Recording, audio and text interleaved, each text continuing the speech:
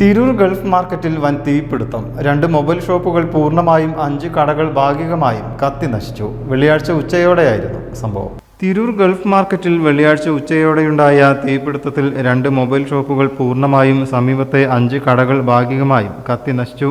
വെള്ളിയാഴ്ചകളിൽ കടകൾ പതിവായി തുറന്നു പ്രവർത്തിക്കാറില്ല. ഈ സാഹചര്യത്തിലാണ് തീപിടുത്തം ഉണ്ടായത്.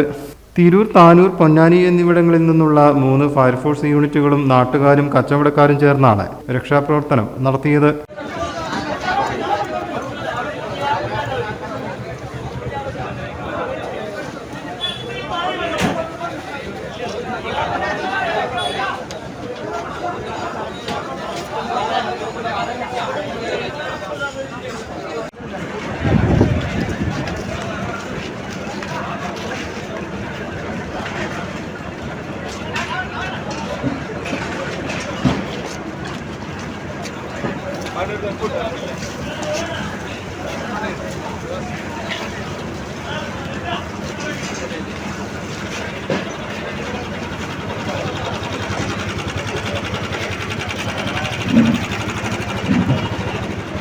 ഷോർട്ട് സർക്യൂട്ടാണ് തീപിടുത്ത കാരണമെന്നാണ് പ്രാഥമിക നിഗമനം.